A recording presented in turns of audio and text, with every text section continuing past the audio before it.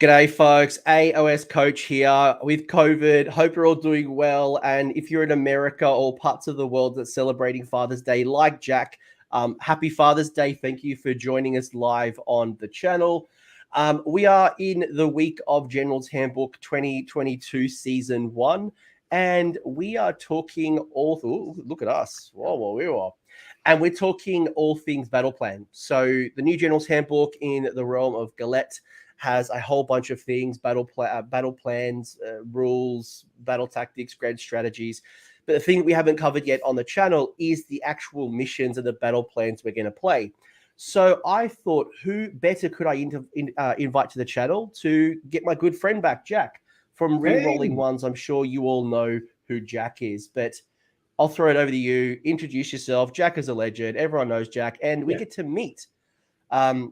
We had a false start a few years ago. I was going to come over to America, play at Midwest Meltdown, and I was going to hang out with you before that in Seattle, maybe even play a game. But then this little thing called COVID hit, and that trip got canceled. But I'm going to meet you with the LVO. Very excited. Yeah, definitely.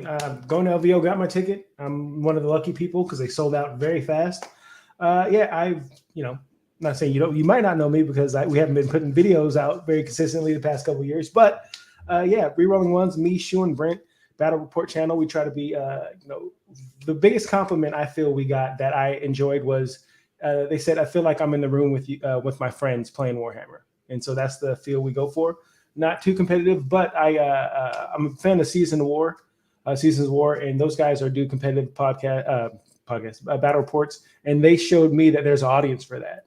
And so, I have been filming more competitive stuff that we're going to release soon. But that being said, thank you, Coach, for having me on your show. I hope you feel better soon. I, too, had COVID a couple of weeks ago, and it's not fun. And so, I'm here, and thanks for inviting me.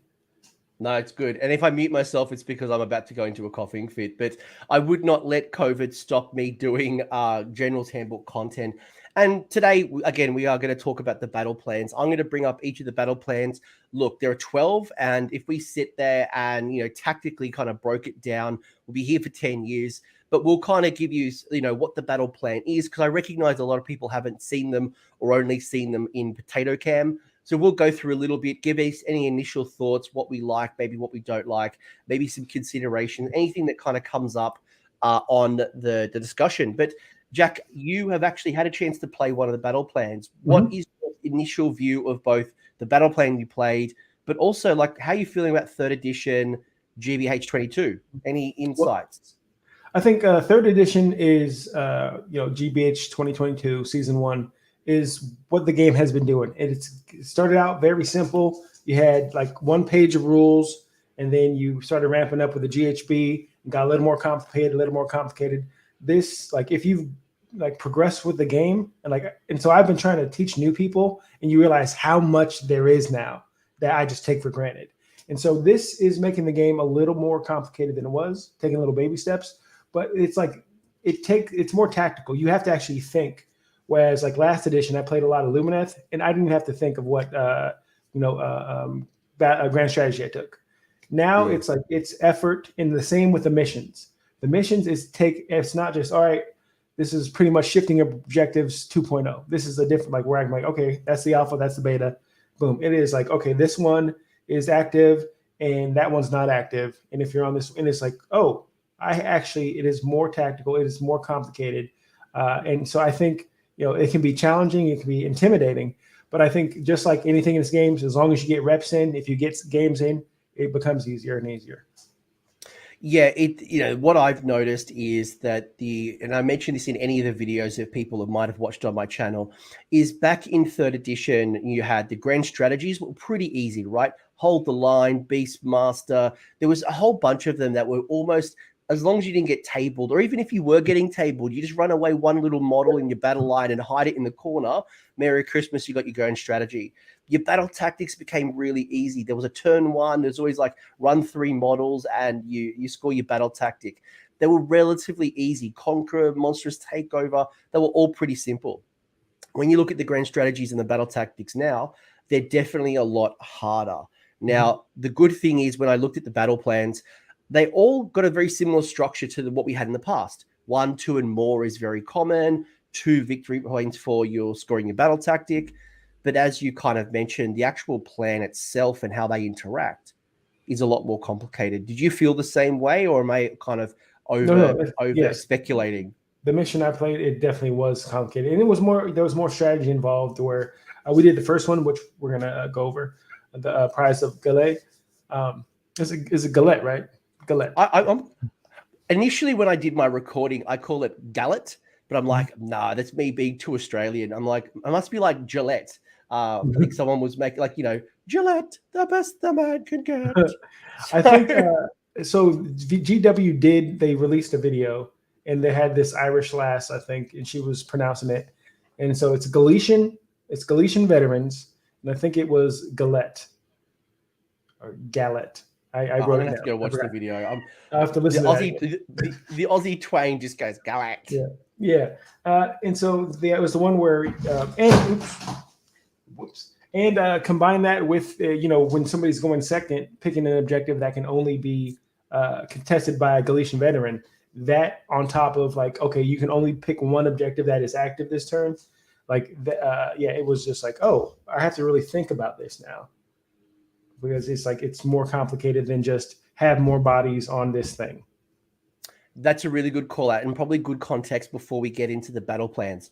For anyone who played the last Generals Handbook, you might remember the importance of going turn 3 when there was no primary objectives, where the person who goes second in the third battle round could remove one of the objectives.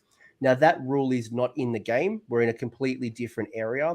But in its place, there is a rule called the Proving Ground. And what it basically means is that you can activate one of the objectives on the table, and only those Galician veterans can score on that objective. So there is one particular one that we kind of interact with multiple times, but in most situations, it's only one of those objectives at any time can be only activated by a Galician veteran for the battle round. So you'll have a chance to respond if you go first or second. Patrick asking like, what unit should we look for when taking bounty hunters? That's a big can of worms. Like that's, I guess, like which faction are you talking about? Because there's a lot of changes, right? You've got your expert conquerors and the bounty hunters. You know what, Jack, maybe I'll throw it over to you. Do you have any units that you're thinking about with Bounty Hunter Battalion? The Bounty Hunters, I'll go off first what I played last night.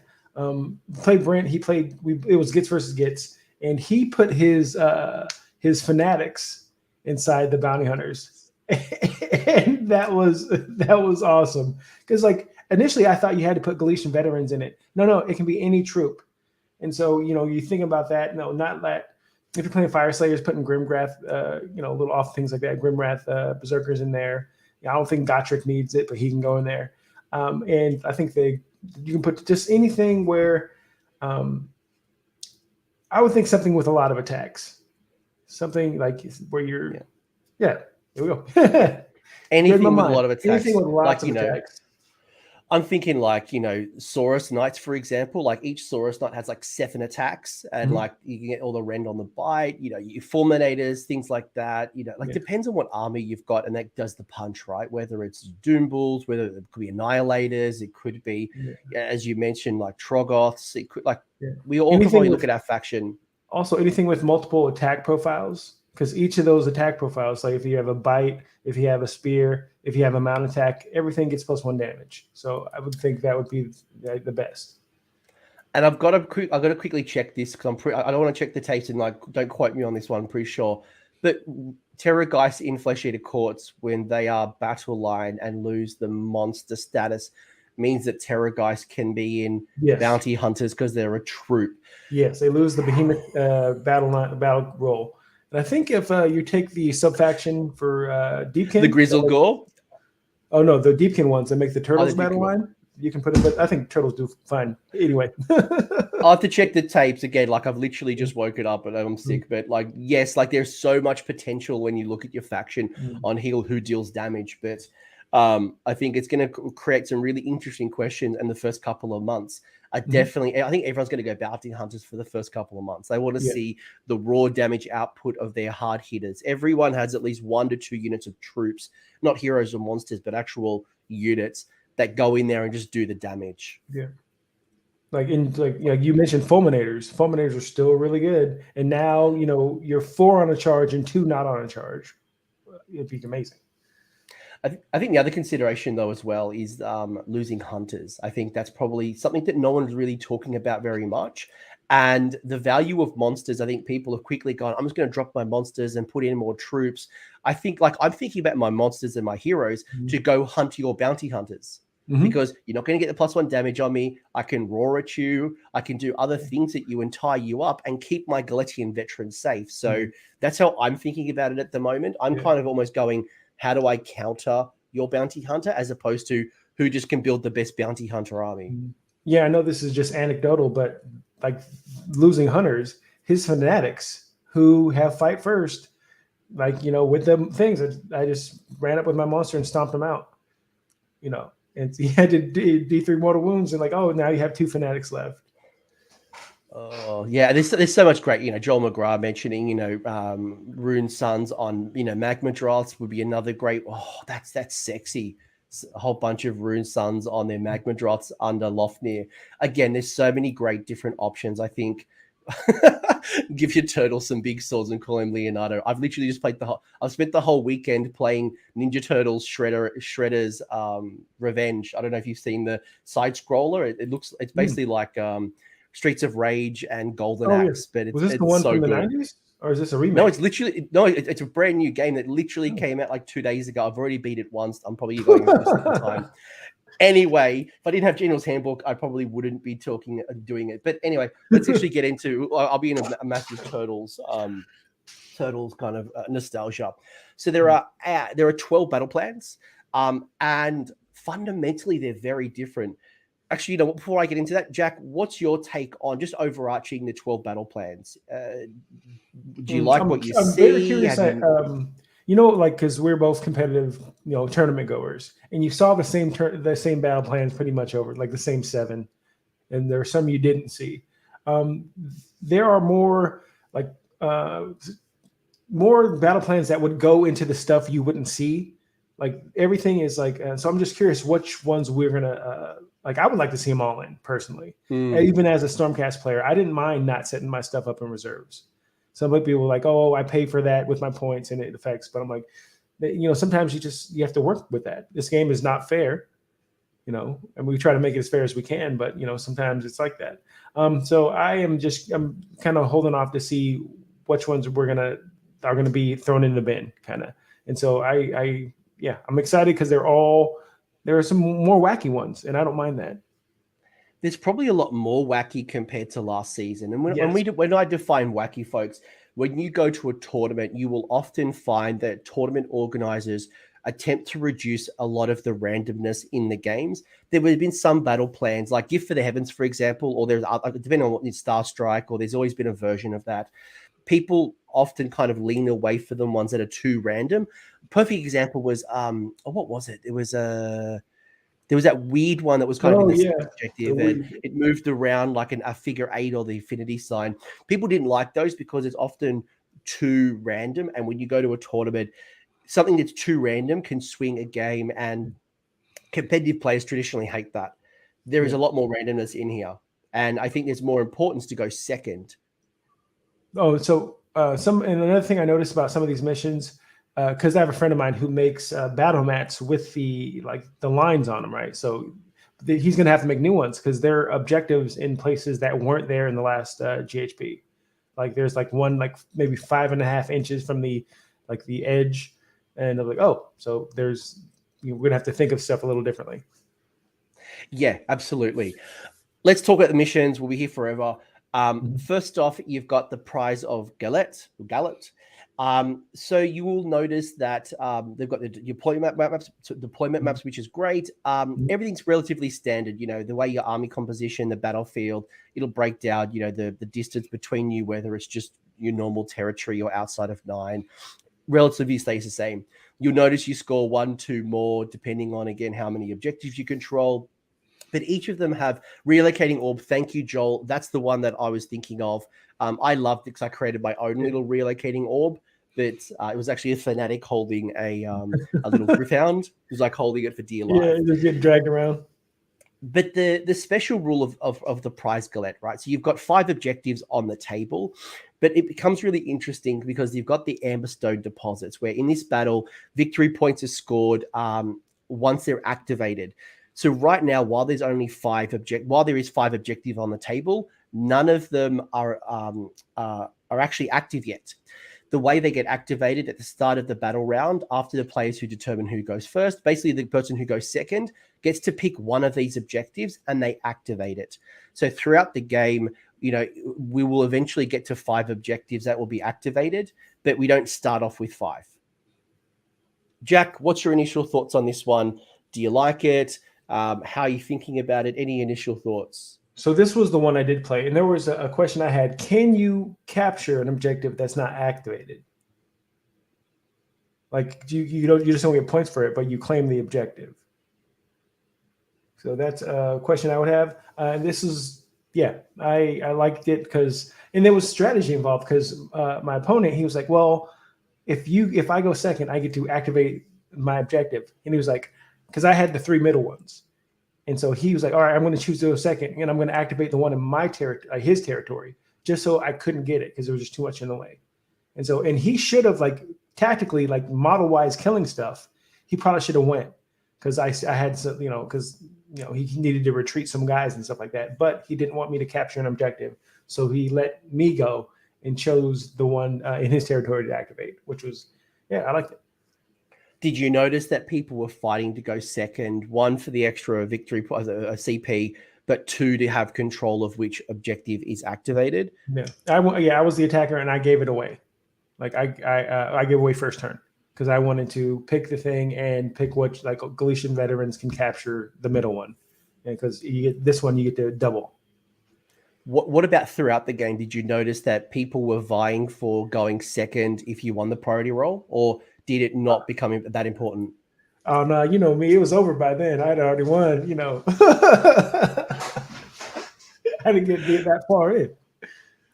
Look, and I think it's a good point. Yeah, and one thing that's great as well, as Aaron's mentioning, is that people seem to really dislike the double turn. I can fully appreciate why people don't like it. This is another incentive. You get your extra CP.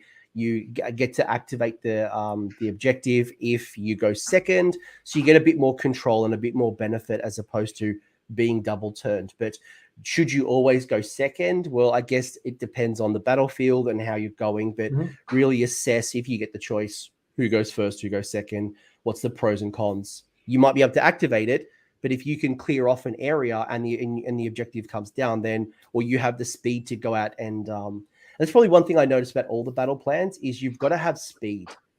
Yes, the game is rewarding you to have like Galician Veterans and bounty hunters, but having speed to be able to move across the board and go hunt for these proving grounds will be critical in some fashion, whether it's a teleport, whether it's going to be, dropping from the sky, just high movement. That's going to be critical. Agreed. Cool. And yeah, there's a whole bunch of FAQs that need to happen. Like I've got a big one around Blight Kings and how that works with Glock, the Glock giving the Blight Kings a 5 wounds. Does that change the Galician Veterans? So there's a lot of FAQs that have kind of started popping up, but this is a relatively simple one. I like it. There's some questions obviously on how objective control happens, and you might be sitting on it, but you might just not score it. Pretty straightforward. Cool, I like it.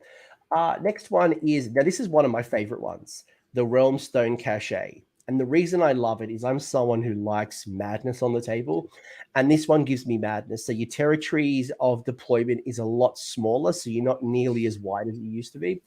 But in this particular one, you're all fighting for the center objective in turn 1 to turn 2. Then when turn 3 comes around, that objective detonates. So you remove the objective, but you roll a dice and basically it scatters one way. So as you can see the example, you only roll 1 dice once and both objectives kind of move on that particular pattern.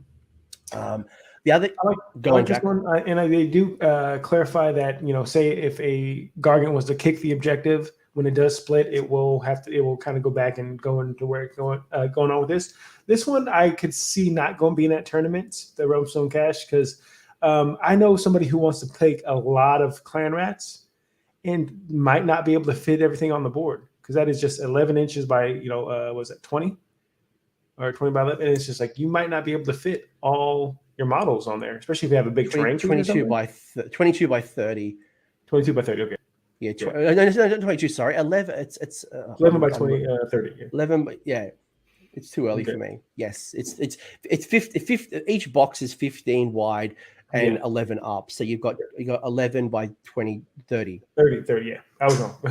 Yeah, it just seems like it might be really tight if you are trying to go full horde. Let's take, 200, 300 clan rats. So, but anything where it's like, it is like a reactionary game where it's like, it's moving. Now I have to react to what happened. And that's the kind of player I am. I see what my opponent does and I react. Yeah, and Gareth mentioning a really good point as well. Like if you're bringing faction terrain, you may actually not want to deploy it at all. If you're running a Realm Shaper, the Gloomtide is a big base. The OBR, the Nexus, some of these terrain pieces are really quite big. So how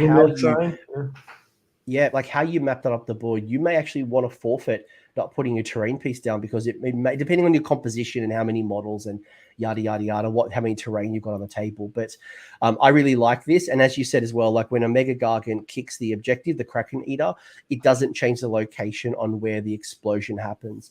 Really, you need to be thinking about the long game. Obviously, you could try to table your opponent, but again, think about how you could potentially go objective controlling if it detonates on a 5 or a 6, because for you to spread out the army across the board to kind of secure 2 objectives, that can be quite challenging. So how you fight for it is certainly one you consider, and the mobility, or do you just hold one and kind of contest for the other? Mm-hmm. And I just want to call out Jack here as well. Yes, I fully appreciate that there is a distinction between contesting and scoring the objective on the last battle plan, but I think it still does need a little bit of a clarification just for the game. Other than that, Jack, anything that you want to say on Realmstone Cachet? It's relatively simple. It's score 1, 2 more. In the first 2 battle rounds where there's only one objective, you're really going hard for control of that one single objective, because if you've got it, you're going to score 1 and you're going to score more. I do have a question. Now, when you go second, do you have to pick an objective that has to be contested by Galician Veterans, or can you not? I'll bring it up. I'll have a look right now. Because there's only one objective, so obviously that has to be the one, and you're not allowed to pick the same one twice. Not in most cases. There's one battle plan that allows you to choose the proving ground more than once. So the rule for the proving ground, word for word, is at the start of each battle round, after the players have determined who will take the first turn, the player who goes second in the turn gets to pick one objective on the battlefield to be the proving ground until the end of the battle. The same objective can't be controlled more than once, and only one can be marked at any given time. Okay. So can pick. It says can pick. It says can pick. So it doesn't say must pick. It says can pick. So you could forfeit choosing it if there's one that's not advantageous for you, or you couldn't get your Galician Veterans in on one in your opponent's territory. Okay. Cool. Yeah. Overall, it's an easy one. It's a good one. It's one that I really like. It's going to make you think long term, and when you prepare for turn 3, you want to make sure you've got the ability to go out and go get the objective, no matter where it lands. So, it doesn't say must, Jack. It says you can pick one objective. I'm literally looking at the book, mate. I'm looking at the book. Really? Yeah. I'm looking at it right now. Cool. Third one is battle lines are drawn. So the special rule for this particular one is you are fighting over control of the 4 quarters of the battlefield. So there are no objectives on battle lines drawn. You are fighting for quadrants. So the way you score a quadrant is no different to the way you score an objective. But the way you score is that you must have the models wholly within the quarter to contest. So you you'd split the unit, you just can't you can't have models sitting on 2 sides of the territory. Mm-hmm. The other one as well Jack, I'm literally looking at it. It says can. Not me, Jack. The other Jack. Yeah, I'll literally bring it up here for you and show you.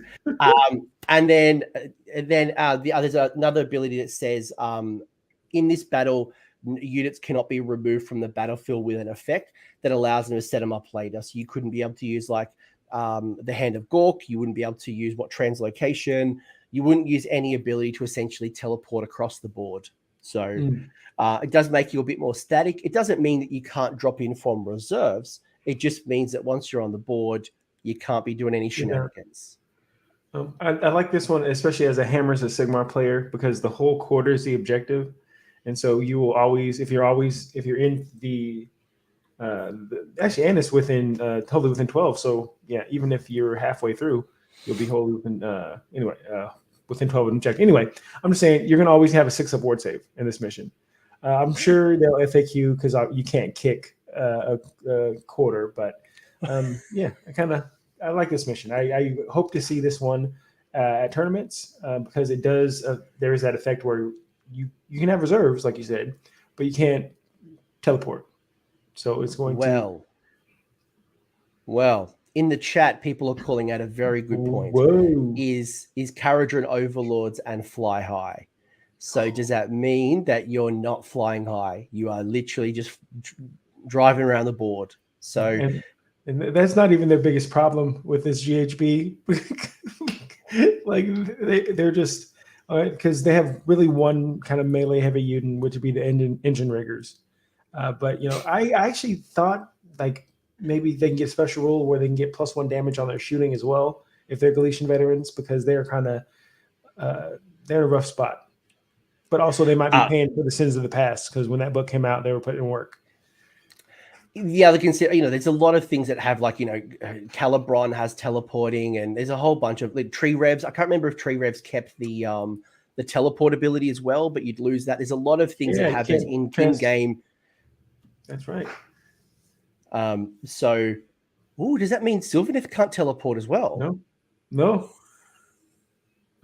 I assume that this will not be in tournament packs, because to punish so many armies like KO and Sylvaneth, as cool as this is, I can't see a TO wanting to punish a couple of specific factions. But you, as Aaron Craig is saying, you're walking around like some kind of peasant.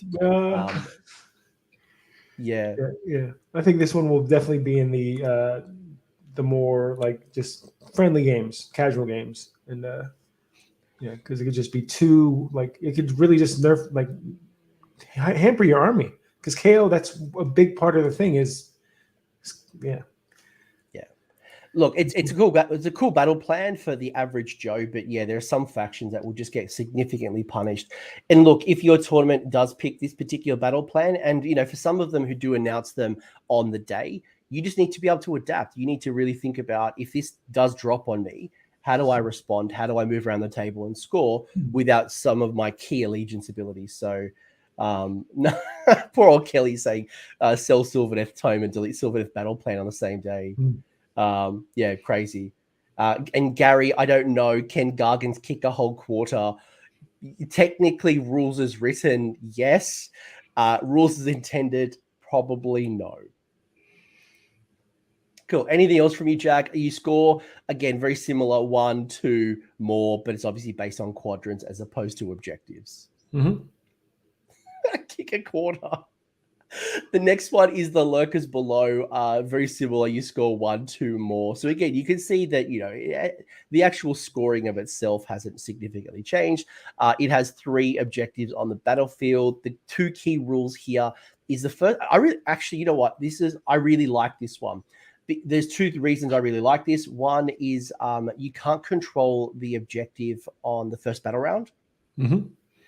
But it's the first rule that I haven't talked about that I really like it. So the way it works is that this battle round, you contest the 3 objectives, but you can't contest a second objective before you hold the first. So you hold the one that's in your territory. Once you hold that, then you can start competing for one in the center. Then once you hold the one in the center, you can compete for the one in your opponent's territory. So there's no shenanigans. You can't go out and kind of like drop your canary down and try to steal your opponent's back territory. You've got to hold your own first, and you can only hold that from battle round 2.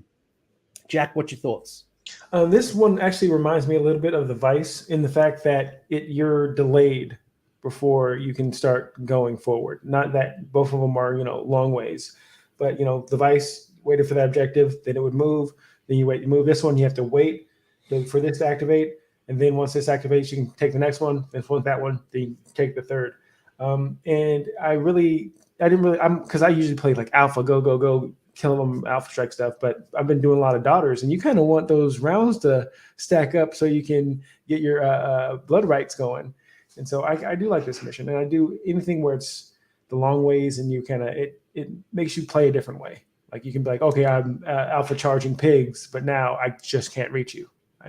So I think Gary kind of nailed it on the head. This is tug of war. This is literally a tug of war. So you need to be able to hold your objective, but it also allows you to, if you go fight for your opponent's territory, and if your piggies, for example, your iron jaws, if you go really hard and get into your opponent's territory early, if you can stop them from holding their own objective, yes, you might not be able to score it just yet, but you're denying them from holding their own.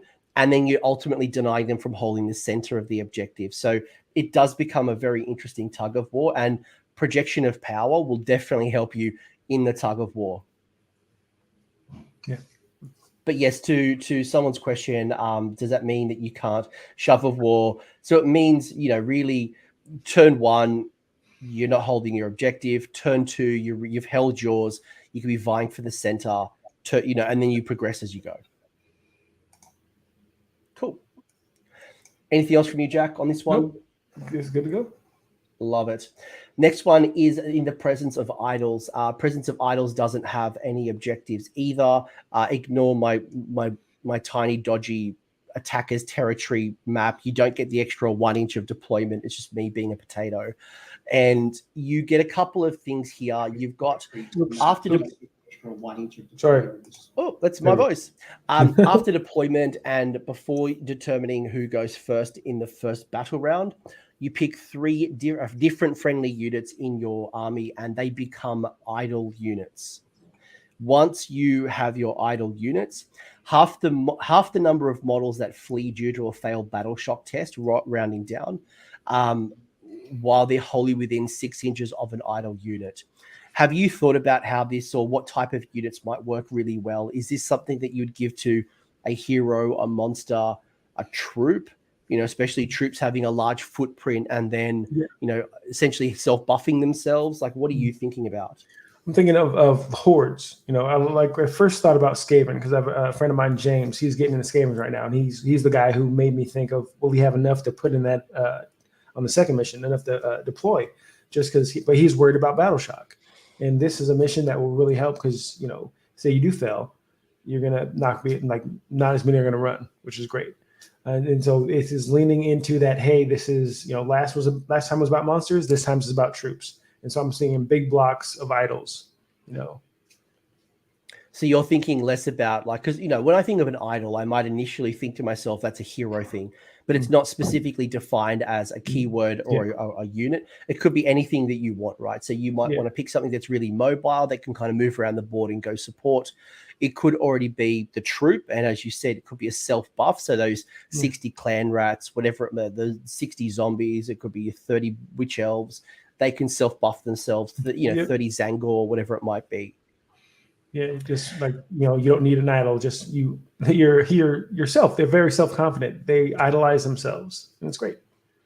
One consideration, though, is that they do. So you do, if you kill an idol, so you've still got your victory points of scoring 1, 2, and more. But if you look at the 4th bullet point, it says score 1 victory point for each enemy idol unit that was destroyed by a friendly idol unit during the turn. So if you do put in your, I'm going to use my example of me. If I buffed up my 30 witch elves as an idol unit to reduce the amount of battle shock, and because they're battle lined and because they're under 4 wounds characteristic and they're not mounted, they're also Galician Veterans.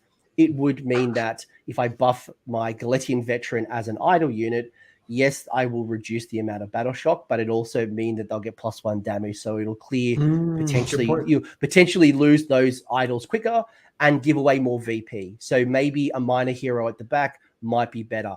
Just a question. Yeah. But, I think I always think of like when I play, I'm sniping out heroes and stuff. Marathi would be a great idol, anything like it can be any troop. So could you do, for instance, Kronspine?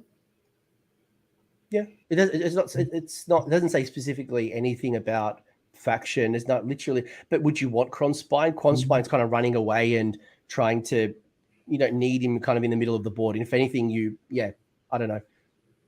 Depends on your army composition. Probably what you're saying, non-Galician veterans, so people aren't getting the bonus damage.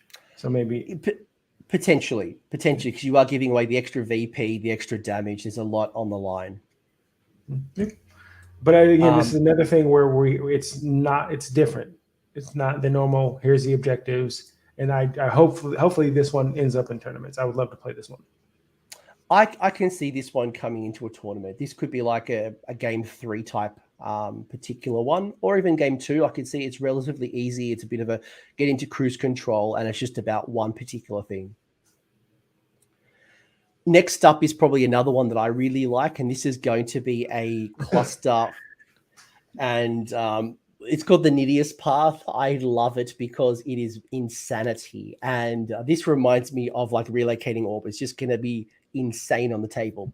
And what makes it insane, right, is that you've got this thing called the Nidius Path, and there are two Nidius passes. So one from the top left to the bottom right, and then the top right to the bottom left. So there's 2 pathways like across. Basically, they are tunnels.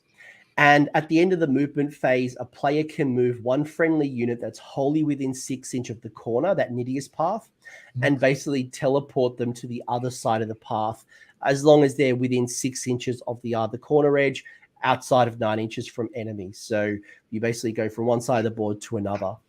There's going to be a lot of things that you need to consider.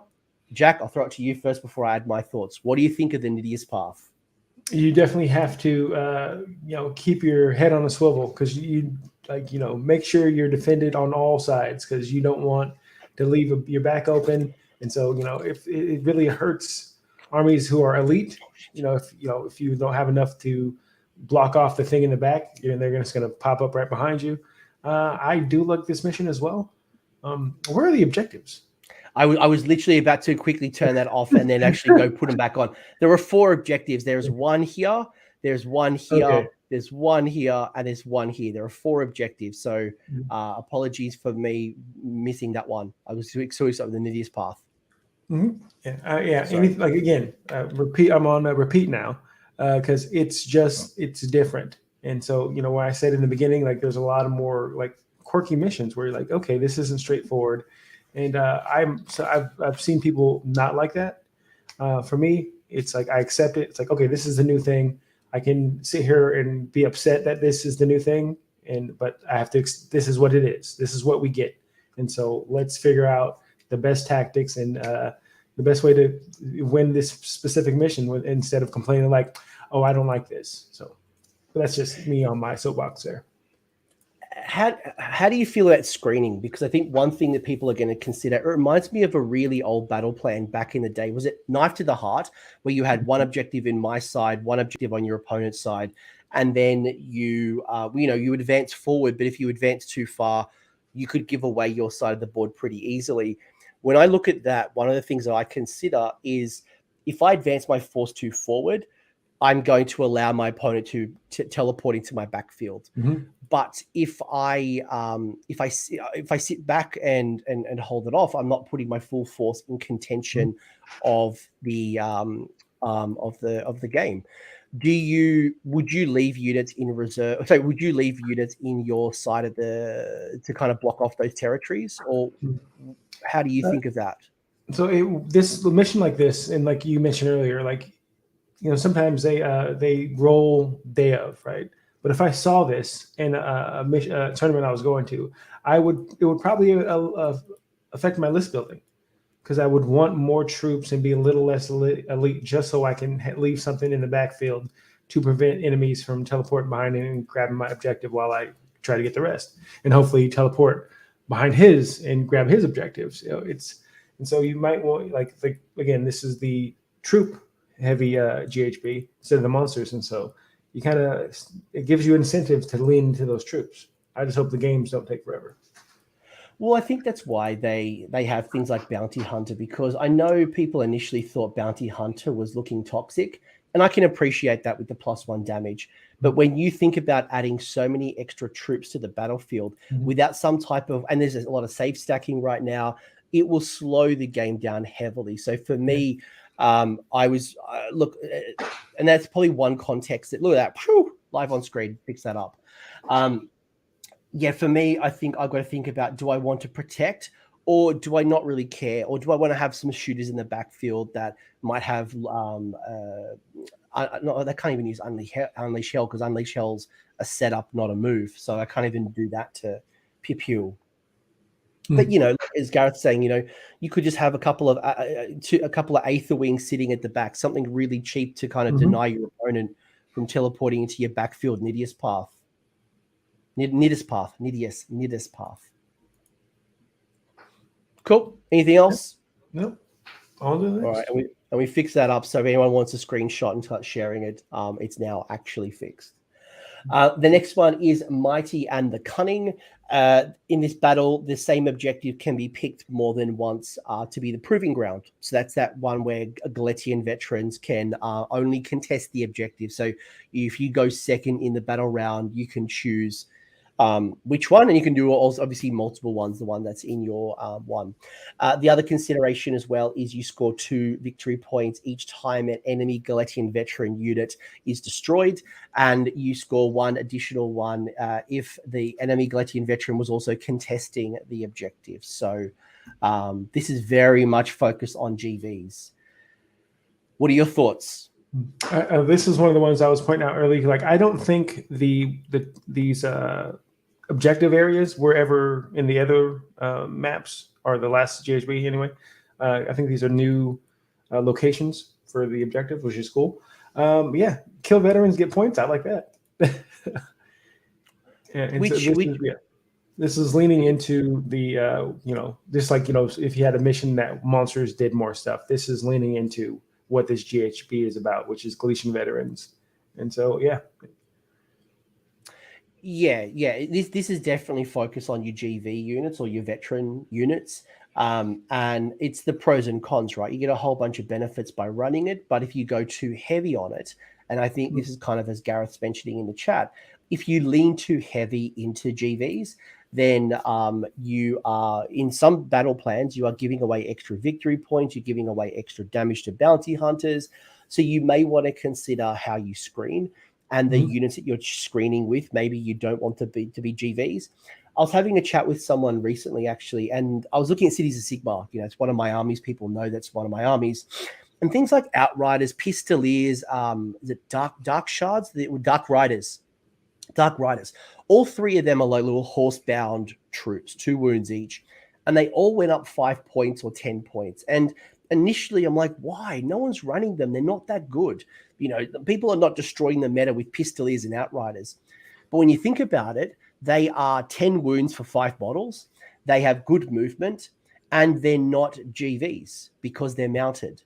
So are they going to be really good screens? Yes, they're battle line, but they're not screens. So they're not veterans. So they could actually be a good either screen or potential thing to go hunt again those GVs. That's a great observation. Or you might be able to do something where, like, this is the general I usually take, but I'm going to switch to this guy because this general I took unlocked these as battle line, and I don't need that anymore.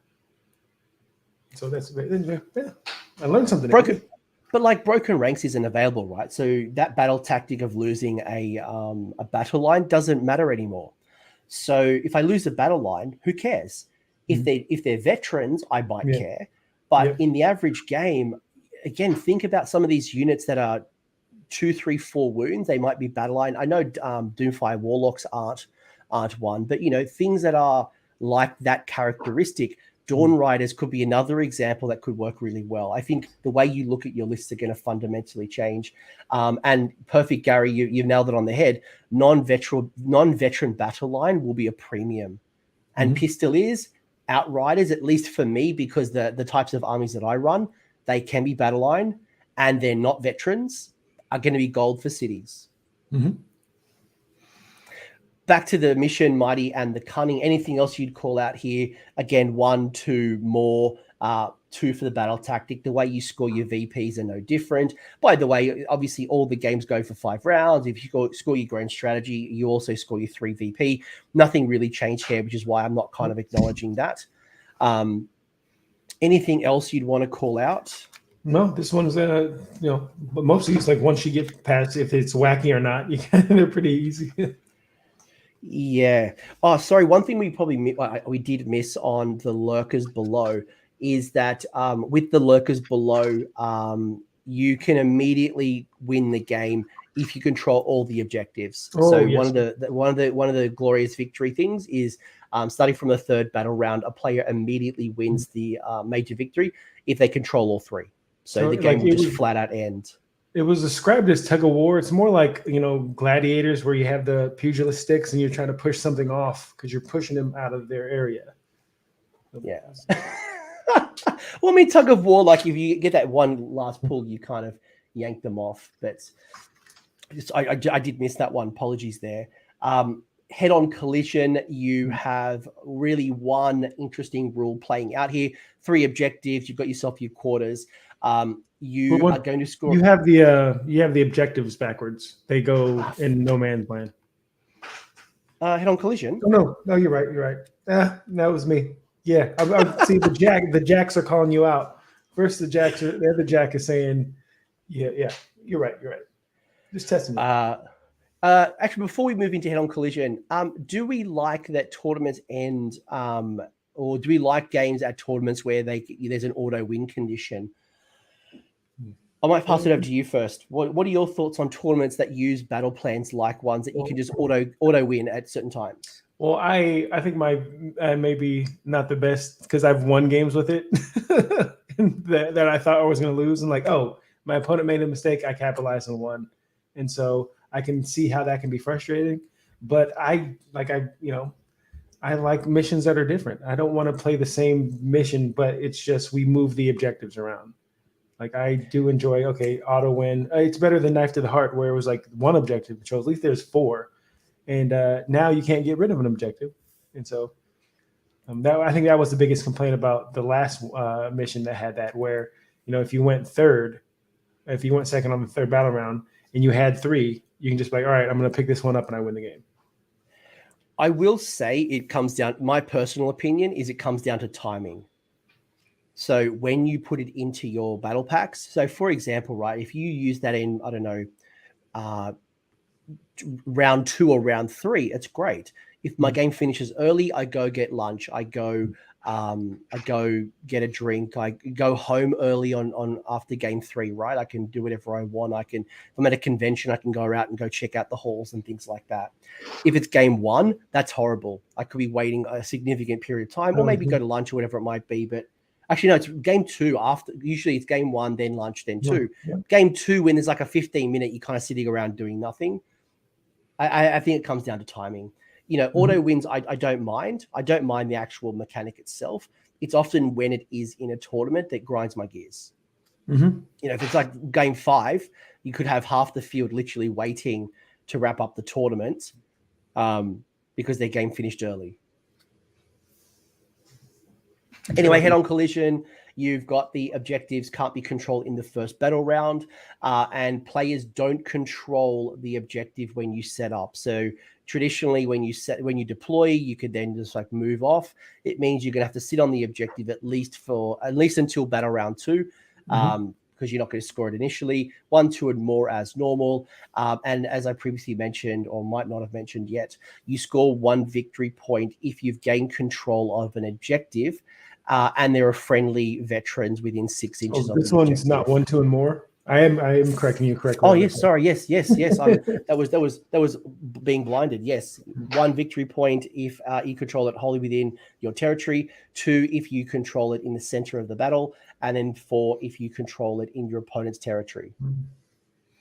Yeah, I like this one because it's like a take on older missions where, if I have the one in the middle, it's worth 2 points. One in mine is 1, and one in yours is 4. Except for this has a new twist where this is the first time I've seen this. You don't control it on setup. You actually do have to wait again, which as a daughter, Daughters of Cain is nice with that. The blood, not blood type, but yeah, your blood rights table. Blood rights, yeah, and score if you gain control with a veteran. Yeah, again, leaning into what this battle pack's about, which is Galician Veterans and troops. And look, all you need is 1 unit that sits on your territory objective, and then when it clicks into turn 2, assuming that you're not against like an ultra aggressive force, you should be able to at least extend and be contesting for the center objective while easily controlling your home territory. Yeah. The question then use those Aether Wings that were blocking your Nidus path just to hold your objective. There you go. The question then would just be like how quickly and how fast you can project power, or then retreat and defend your home objective if you start losing control and your opponent starts to, advancing. But I really like this, as Joel McGrath's mentioning. I really like it. I could see this being included. It's relatively simple in its setup. It's not too complicated, and it doesn't really punish any opponents. So it's not like, yeah. I do like if you control the objective and you have the friendly veterans around, that means you don't have to control it with them. They just have to be near, which is nice. Yes. Yeah, so you could be controlling with a monster, but as long as there's something GVs within 6, you are scoring. Won't back down. I assume there's nothing else from you with head-on collision. Won't back down. This one, actually, I woke up this morning and I checked Twitter, and the very first comment I saw on Twitter was someone screaming to high heavens about how excited they were about a battle plan that gives a 4-up rally. So the big benefit of Won't Back Down is in his battle plan, the player that uses the rally command, if they receive the rally wholly within 6 of an objective, they rally on a 5-up. If the unit is a veteran unit, then you return them on a 4-up. So I don't know. See, this one might not finish early. This one might go to battle round 5. 6 objectives, which is nice. 1, 2 more. Yeah, that's a lot of rallying. It's a lot of rallying. It's going to be a lot of bounty hunting too, right? And it's nice to see the improved rally being extended, right? Daughters of Cain, was it Nighthorn or Fire Slayers has it, it's Fire Slayers. Yeah, there's a couple of factions that have had it. Iron Jaws has it too. So, or Ardboys. One thing I do like about this battle, the battle pack, is the names. The names of the missions, the names of the battle plans are great. Won't back down. That's just awesome. Never surrender. Is that the next one? One thing that you and I, as Daughters of Cain players, are thinking about is the Crown of Woe, where we shut off Inspiring Presence and Rally within a certain area. So being able to shut off that is going to be like Daughters of Cain are automatically taking that artifact. Now, anything like that can interact with Rally, you definitely want to be able to try to shut off, because again, as we swap the board, mind you, Rally has to happen when you're not in combat, right? So just make sure you're in combat and you can stop the Rally. But yeah, I really like this one as well. It's going to create an interesting mechanic. A Maw Crusher or something who can issue, Thankful can do it once per game, but where you can issue something multiple times, so you get 3 rallies or something like that. Oh, nasty. I don't know if Vince is talking to you or to me, whether it's about the Crown of Woe or malting a command 3 to 3 units for 1 CP, but Vince saying I absolutely hate it. No, wow. We know we've hit on a winner if Vince doesn't like it. I'm sure we'll get a response on Warhammer Weekly. But if you think about what could be a Galician veteran and, getting a 4-up rally, especially if they might be a more of an elite type troop, as opposed to even your single wound hordes, heaven forbid a unit of 60 zombies sitting on an objective that have been wounded, maybe are not in combat just yet, or maybe they've retreated from combat. You throw out a 4-up rally on a unit of 60 zombies that have been, deleted. Yeah, That's brutal. I mean, even like I know we're kind of concentrating on the Galician Veterans on a 4-up, but Dragons and Fulminators on a 5-up. Yes. It's still Yes. So it does mean that, if you had a unit of 4 Fulminators, or even the other varieties are actually worth considering. Is it Tempestors and Concussors, the other versions of them? I actually think they have a play now at the moment too. Yeah. Just not the other one. The Desolators, they're not they're not good. But you're 100% right as well. Like, we're talking about veteran units, but also your non-veteran units are going to get a 5-up rally. So for any of those elite troops, as you mentioned, whether it might be your Storm Trust Dragons, you could be your Alapexes if you run the combo 2 Sharks. Anything, or like Mega Gargants in the little stomping, the little your man crushers. Man crushers, yeah. I wish I could rally a Mega Gargant on a 5. No. All right, on to the next one. Good. Yeah, it's a good one. I really like it. I can see it being used. You got to think about your rallies. Honestly, I could think about how you can deny. I could see this not being in tournaments just for but I think it's fun. I think it's a blast, but just for time wise, I could see it not being in there. But we'll see. I was going to say I could see this particular, but you're 100% right. I was going to call this out. I can see tournament organizers having to really crack down on the speed of this one, or maybe this is like game 3 when the day is ended and it can kind of go over a little bit longer, because this would have the tendency maybe not to go to the full 5 rounds as you're bringing on extra bodies, and I can see it being really slow. Yes, Storm Fiends, there's a lot of things that you could fit into this 5-up rally. The Silk Steel Nests, again, another cracking name. Thank you for calling them all out. There's some very interesting names, very lore focused. A couple of things you need to call out here from the Silk Steel Nests. Objective pillaging. We haven't seen this just yet in this particular General's Handbook. So starting from the second battle round, you score victory points, and you can... So after you score victory points, you can pillage one objective that you control that's wholly within your opponent's territory, and you have a unit within 1 inch. So you can't leave the objective and burn it. You've got to have a model that's within objective of it. And if you do burn the objective, you score 1 extra victory point. You remove the objective from the play, and you can only do once per turn. Sounds pretty good. We've had something like this in the past, but I love the second part. It's because it's risk versus reward. The risk is the Scuttling Horrors, where after an objective has been pillaged, the player who's taking it away rolls 2d6 for each unit that is within 9 inches, both friendly and foe. And if the 2d6 roll is equal to or greater than the bravery characteristic, that unit suffers d3 mortal wounds. I love this. I really like it. Is everything I love about Warhammer, where it's just like, where you can hurt yourself. I'm glad you can hurt enemies as well, but you can suicide something in a burn objective, and if it's surrounded, it's great. I love that you can only burn 1 a turn, because I had a bad experience getting double turned by Mega Gargants in the last battle pack, where all of a sudden there's 1 objective left and I haven't gone a second time. So I think that balances it out a little more. And I love just the flavor of the Scuttling Horn, because we are in the Silk Steel Nest, so there's spiders around, and we got to pay for it. Hopefully that means there's a new spider units and rules, and kits are getting that new book. Fingers crossed. Yeah, fingers crossed. They need new models for those spiders. And it's been a long time since we have fought over 8 objectives. And this can be challenging, right? Because you and I have both played in games that have lots of objectives. And it becomes a real interesting side game here, is that, do I try to defend them all? And that means that I don't have many units that go and attack my opponent's territory. And it means they can use the bulk of their force to defend against 1 or 2 of my troops that I'm going to slingshot out.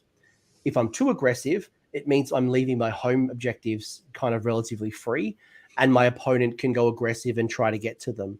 There is in the way you play this and how you stretch, or maybe you start to lose a particular flank, how you kind of move your force forward. What are your experiences and any advice you would give somebody fighting over 8 objectives? I think before the game starts, decide what you're going to do. And so it's like you don't want to split it, be defense or offense. I think you choose one and just go for it. Size up your opponent, see what they're doing, and push. reality, I actually haven't looked at the Skaven book just yet. I'm sure other creators might have, so I can't tell you if they've had any unit changes when it comes to their size. Jack, do you know if they've had any? No, they're all the same. I Cool. mean, All right. Nightmats start as 20, so you get to 60. Rat Ogres are 2. And so you can max, if you have a Molder guy, you can make them 6.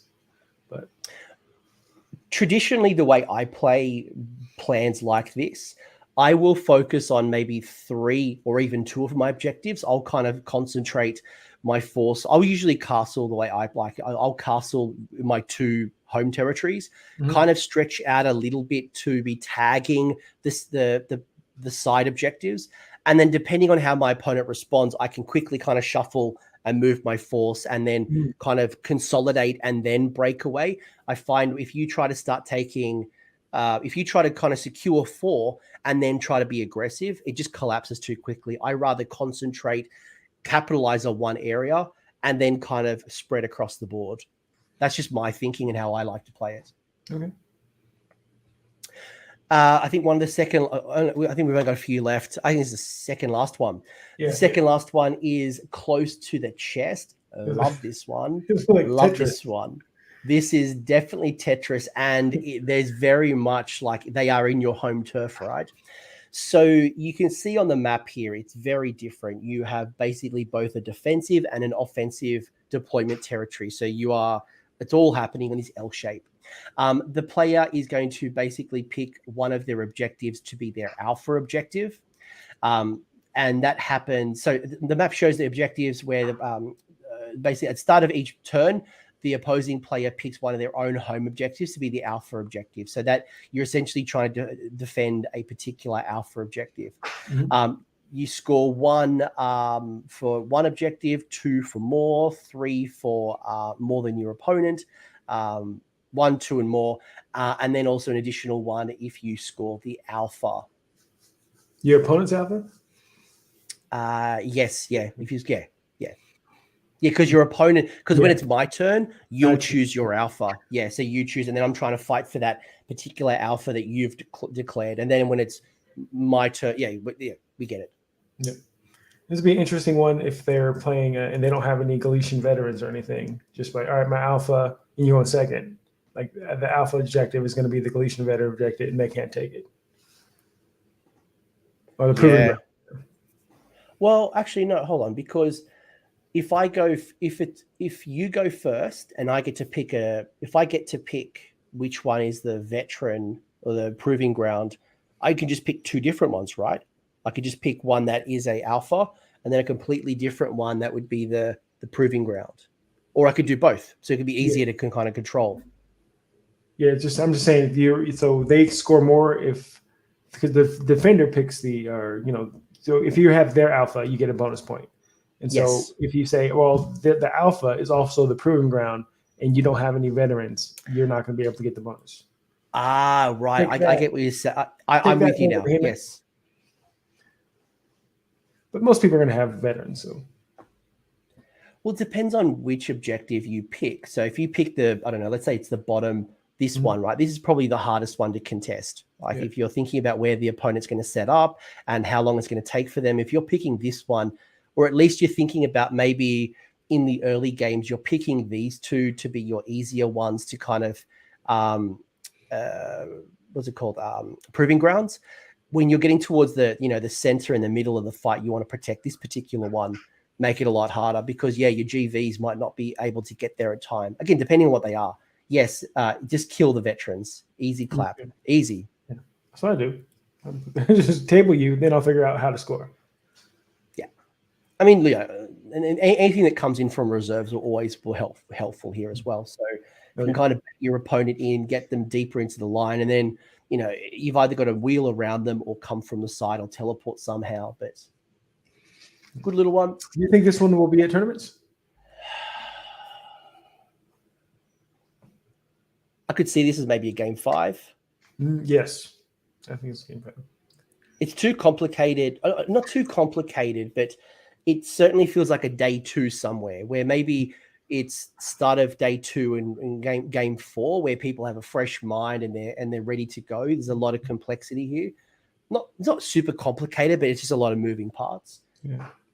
I hope it's not game 4. I'm hungover and so. I can see this as a day tour. It's whether it's game 4, game 5, I could see it being used there. Mm-hmm. And then finally, go from 8 to 6 to 2 objectives. But we talked about picking on certain units, and I've already seen some people having a cry about this one because this also picks on certain armies because no units can come in from reserve. So all units must be set up on the battlefield. Jack, I know you've got a question about this one, and I'm sure you'll want to share it in a second. But basically, all units must be set up on the table. If a unit is set up in reserve, they are slain. Yeah. The other rule before Jack mentions his 2 things is summon units cannot shoot or charge in which they were added to the army. I love that rule. I love it. Okay, we'll go with the question I'm having. So hopefully the FAQ this. Don't cruel boys, they have like a dirty trick where they can make you put some stuff off the table in reserve. Now, if they did that, those units would be dead.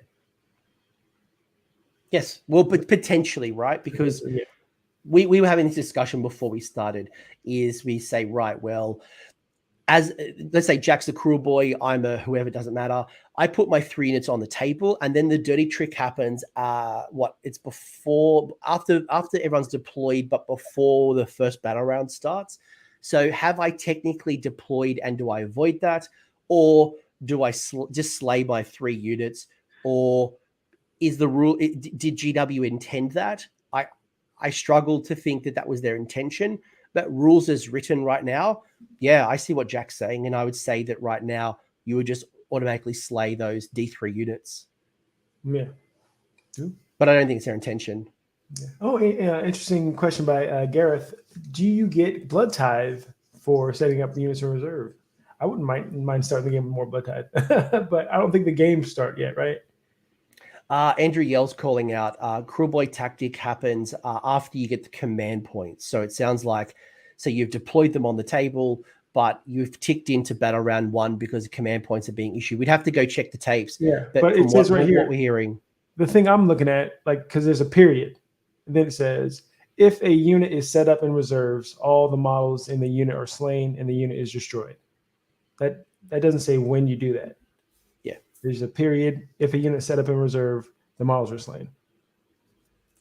Yeah. So I think we just need some clarity. Because look, they can't do it to everybody. It can only happen to non-reinforced units. If we worry, look, cruel boys are not destroying the meta right now. So I mean, it's going to be a nice little trick for a couple of weeks at best. But I can't imagine that was their intention. If it does happen, but it is what it is. It's like it's on a 4-up as well. So. Yeah, good. Thanks for the additional clarity, Andrew and Joel. So some very interesting things coming. Anything else you want to call out? I think besides the 2 things, it's you got 1, you got 2, and if you have more than your opponent, so 1, 2 more, and battle tactics. And I think we're 18 apart, right? It seems like it's 18 most of the time, and then 22 the other times. Yeah, it's either 22 or 18 difference between the 2. You can't do it to a hero. It's only okay. We get some anyway. This is not the Cruel Boys show. This is the Battle Plan show. What are your thoughts on the killing grounds? So summoned units cannot shoot or charge in that turn. So, what are your thoughts about that? Are you a big summoner in the list that you run? No, because I'm my heart. Well, there'll be a piece of my heart that's for Slaanesh. And so I've been trying my best. We actually had a guy up here win a GT with him, and I'm just like, can I just sit under the learning tree? Because I have a beautifully painted Slaanesh army that I just don't take out. So seeing that, and they go off summoning a lot. It's just again, it's something you'll have to adapt to. Like, okay, I know in this mission I can't do that, and I can put on a boo-boo face about it, or I can figure it out.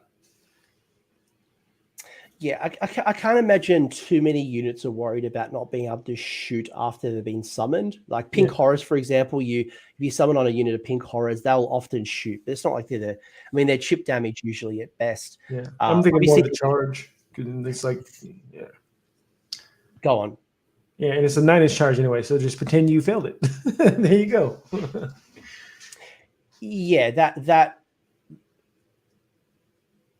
I was just thinking in my head, for example, Soul Blight, when Soul Blight bring on their units back onto the battlefield, if they kind of roll the dice at the end of the battle round, but that wouldn't interact because then they're adding it in the turn that just completed, so it wouldn't impact the turn. I was just thinking about some of the order sequence, but I like it. I think it's interesting. It creates some interesting differences in the game, but I think the challenge is with no reserves. Traditionally at tournaments, we've avoided those types of battle plans. Just because it punishes Stormcast too hard, but also there are other armies that get punished a little bit too hard. So I'm not saying don't use it, but I just find traditionally at tournaments, we kind of shy away from things that punish a faction too hard. Yes, and it looks like the Luna Wolf in the chat is saying you can't pick that dirty trick with no reserve missions. So answer my question. Thank you. Cool. No, thank you very much. But good, yeah, good. Appreciate that. There's always so many nuances here. Anything else you'd want to call out with Turf War? No. Yeah, like I said, I don't think we'll be seeing that at tournaments. And maybe there was like two definitely. I don't think we'll see three or four, like maybe. Which, hey, it's kind of like last year. So I was looking at so friend of the channel Gareth Thomas, who I know he chatted on Warhammer Weekly from representing the ITC, the East Coast West Coast crew. I know he has I think he shared a battle. I'm just looking at this 3rd edition battle plan that's coming up, and I know he announced for his tournament, or the tournament he's involved with, round 1 would be, he's got multiple. I think he's picking from a pool. Sorry, ignore me. Okay. I was going to call out like the 5 that he had picked, but I think in the next couple of weeks you'll see people just picking different battle plans and having a tester. I think most people will just want to give it a crack, and I don't think we really know just yet what we'll settle into. But the other consideration as well is that we're only here for 6 months. So it's we're not going to settle in. By the time we kind of get into a groove, and most people set a tournament for their first one, I think we're just throwing darts at a dartboard, because by the time we kind of go, yeah, these are the 5-6 tournament missions we really like, it'll be the new season. Indeed. Yeah, I hope it doesn't. I hope it doesn't. The new GHB season 2 doesn't change it too much, because I could see people like, okay, I'm going heavy into this army that I'm getting, Galician Veterans, and then now I have all this stuff, but I can it seems like 40K does that now, where it's just constantly go, switch it up. So I can see it, so enjoy it while you can, because it's going to last 6 months, and I for one kind of like it. It's like this game is so different than the game I played as a child, where you got a book, and then years later you maybe get another book, who knows. And just so it's just a growing, living game that is constantly moving, and I actually dig it. Did they announce the 2 a year for AOS? I assume you're talking about the seasons. So they've mentioned that the seasons will happen for 6 months. So that's why this is season 1. Traditionally, this would just be Generals Handbook 2022, 2023, but it specifically does say season 1 on there. So they have said in Warcom previously that it is a 6-month season. So I imagine that's going to coincide with a whole bunch of things. I know there's questions on things like the Battle Scribe and the Hunt and how that plays around. And correct me if I'm wrong, because I know Warcom's been down with the download section, but the Hunt where you used to give away extra VP, that's gone at the moment. You'd have to wait for an updated version, since this has kind of superseded the Hunt. Okay. No, that's a question. I got to clarify, because I know I was reading that if your book gets updated, it goes away or changed. But do points adjustments count towards that? Well, that's what I'm wondering. Does the Generals Handbook now count as, because the Generals Handbook has started, we kind of reset? So I think there's some questions and some clarity that I need to kind of get my head across. But I think one of the interesting things is, yes, 6 months is a fast turnaround. But it also means the game is, you're building an army and you get it painted, and then the new book is there, because it's this does take a while to paint this stuff. The Luna Wolf saying if it was based on a battle tome, I hope that's true, because I'd love to just know where we stand. When I went to go check this, there was a 404 error on the download section of Warcom, so I couldn't actually clarify that. But I think, to the point of the 6 months, maybe you and I can talk about this a little bit to kind of wrap up the show, because we are both veterans. We have played this game for a long time now. I think we both played this from version 1. The game was, I don't want to call stale, right? We could go to an event and it would be the same battle plans, whether it was like in the old Generals Handbook, it was only 6 battle plans, and we kind of moved to 12 and 18, and we've fluctuated ever since. But we always kind of settled into a bunch of battle plans that we liked. And there's always these outliers that rarely got picked outside of like casual, random type tournaments. What are your thoughts on the 6 months, right? Because if I'm thinking about new army, if I'm somebody that doesn't have a whole bunch of IKEA shelves full of models, I've got to go build, I've got to go paint, and then potentially by the time that I'm ready to hit the table, there could be a new General's Handbook. So 6 months to me feels too fast. But a year, like because I thought this GHB would be in a new realm.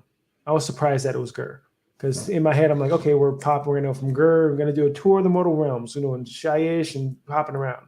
That's why I assumed. But if we are going to do that, I think, because there's a lot of mortal realms, it's going to be 8 years from now by the time we get done. So I could see 6 months, but it does seem too fast, because it does take, all of a sudden you build an army for this book, this battle pack. You're ready to go to a tournament and it's announced, because it could take you 6 months to paint an army, depending on how fast. Yeah. I think it comes back to what most content creators would say to you, and that is pick an army that's cool. Like, pick something that's long-term. Yes, the meta shifts quickly, and look, contrast paint is great to help you kind of speed up your painting if that's kind of what you want to do. But, pick armies that are cool, you can work with, the timing that you've got available to you. If you're not a fast painter and, you want to try to jump into Galician Veterans, for example, that's fine. But just know that in 6 months' time, the meta could fundamentally shift. And then season 2 of this particular General's Handbook, maybe this part of Gur is all about magic. Maybe the next part's all about magic, and we unlock the next part of the Vault Wars, and there's going to be a whole bunch of new endless spells. Not that I know this, but just all of a sudden the incentive structure fundamentally changes, and you're constantly chasing your tail to a point where I see this in 40K, people get burnt out because they're chasing the meta too hard, too quickly. It's costing them a lot of money. They're unhappy with the level of hobby. So for me, be a collector first and buy things that you're excited to build, paint, and play with, because the meta will change so quickly. We've seen it happen so often. And if it is going fast, it's also healthy to take breaks. I take competitive breaks. We're just like, you know what, I'm just not into it right now. I need to pause on this, and then, this game, the community is going to be here. That's one nice thing. It's my favorite thing. I use Warhammer as an excuse to hang out with people and meet people. It's like, this happens to be what we bond on, but like, hey, where are you from? What are you playing? Seeing the paint stuff. So this one. And as Martin Orlando said, the question is going to be, how much does season 2 change the meta? Season 2 just might be a tweak, and we are staying with troops, right? It could just be a minor tweak, and maybe there's no veterans. Maybe it's going to be more about cavalry. Maybe the other area is now there's no elite cavalry in Galette because of the way it's kind of structured. But in the other area, I don't know, the shock troop arrive. I don't know. Like, it could just be a minor tweak. It could be a wholesale change, like we saw from monster hero meta into troop meta. But as a collector, Joel McGrath's mentioning, I'm happy for 6 month updates, but really focus on being a collector. Maybe final question for you: do you have a particular favorite battle plan that what's your favorite battle plan? God, what was the name? The one where I called out the name of it. While I stall you, then I actually agree wholeheartedly with Jack here, Calamitous Tail Jack, talking about, I would like to see Battle Scroll. Now that we're in a 6 month kind of season, I could see the Battle Scrolls coming in mid-month, mid book. So book dropped in June, maybe like August, we start to see the adjustment, like what needs extra victory points or what needs a points change. And then we kind of move into General's Handbook, potentially. I like that. I will go. My favorite mission is Won't Back Down, the rally one. I just think it's really, I don't know if we'll see that at tournaments, but that's my favorite mission in the book. I think I talked about the Realmstone Cachet, the explosion. That to me is my favorite. I think I love that element of randomness. It just creates, because one thing I really hate, especially my gripe with Battle Regiment, is certain armies know for a fact that this is how I want the first couple of turns to play out, and I hate that certainty because it's a dice game. And I always love the appreciation of being able to respond and counterattack and do all the things and not have a plan. I can have an idea, but who knows where this is going to scatter, and I need to adjust on the fly. That's why I like those types of things. Yep. I think that's kind of all right. Final question, because we do have a friend tuning in from Spain. I do believe Aragon was, or there was someone. Anyway, do you think the meta is still going to be scissor paper rock that we've seen in the past? Yeah.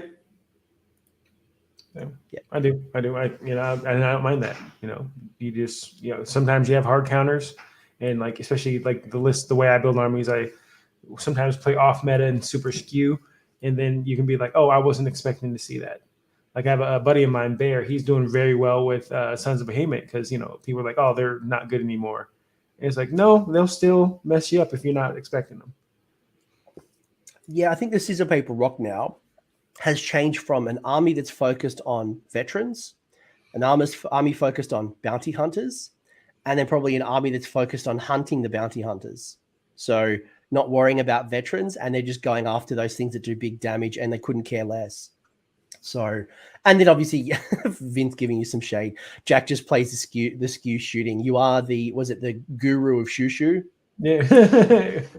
You're not worried about that. Yeah. So yeah, there's a lot of things to consider. And look, I will say, Max Oz, I actually agree with you here. One of my closing comments is that there are a lot of people who, and I was actually having this. So I'm a part of the Australian Masters Committee. So Australia has like an ITC for the Americans listening to this, or like the T Sports Network has their ranking system as well. But we have our annual like Masters Committee, and it's usually a year, right? And I think probably one of the challenges we have at the moment is how do you run a competitive season when now 2 Generals Handbooks are going to cross over? It was easy to align your competitive season by Generals Handbook. Now with 2, you probably aren't going to run a 6-month season, or you might see the ladder fundamentally shift significantly. Or how do you run a tournament where in the past you might run it and it kind of ends in this General's Handbook and then you start a new one? I don't know. A lot of thoughts to consider here for us. Jack, anything you want to shout out? My voice is killing me. This COVID thing, I wish it would F off already. But wow. Do you have any closing comments, any thoughts, any shout outs you want to make before I go back into bed and die? So again, speedy recovery to you, my friend. I want to shout out just the AOS community. You guys are awesome. I know he's in the chat right now, but one of my inspirations to even make content is Vince Ventrella in the chat. He does have a Patreon now, which I'm a member of. I give him money. And the Jack who is commenting, Jack Geiger, he's actually a local player. He's a great guy. So shout him out. What's up, Jack? Good to see you, man. Jack shouting out Jack. That was awesome. And if people haven't seen your channel, which I'm sure that is like maybe one person on this whole YouTube, go check out Rerolling Ones. When's your next battle report and what's it going to be about? Give us a sneak peek. This week we have 2 in the can. Shu, actually, I got him to go to US Open Seattle, which was great. And the best thing he said about it, because he's not a tournament player, he said, I'm a better Age of Sigmar player now than when I first went. And so we filmed the battle report. And I thought it was just Shu. What is it? He systematically picks me apart. And I was like, where did this guy come from? I thought he was just going to suicide Thankwell into a whole army of Seraphons. But no, he's using tactics. He's like, well, I could charge here, but I'm actually going to go kill this guy over here because he's on the objective. I'm like, where is this? I want my friend back. And so you get to see me get my butt kicked by Shu soon. So what you're saying is Seasons of War, you're on notice. You're no longer the most competitive channel. You've got the rest of Rerolling Ones have become, they're going to start podium. There we go.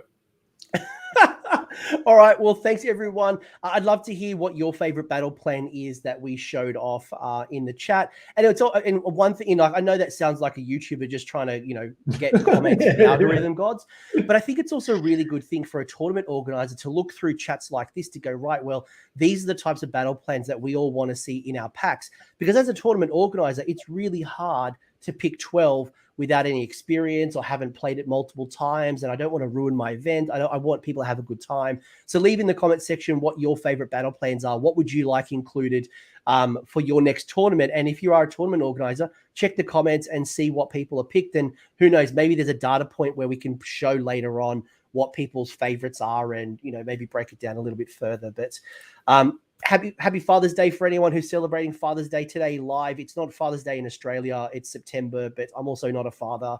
But my dog spoils the crap out of me. Thank you, Jack. You're a legend. Thank you, everyone who joined in. And thank you to all the patrons and supporters of the channel. Appreciated. Thanks for sticking around until the end. I hope you found that video interesting and you walked away with a few new ideas. If you did, I would appreciate it if you hit like on the video, as well as left me a comment. Let me know what your thoughts are in the comment section below. The conversation will continue over on Discord, so links down below in the episode description if you want to join the Discord and continue the Age of Sigmar conversation. I want to give a massive shout out as well to these absolute bloody legends, these champions who have continued to support me through Patreon or YouTube members. That is going directly into supporting the maintenance and the growth of this channel. So thank you very much, guys. Much appreciated. And until next time, roll more sixes.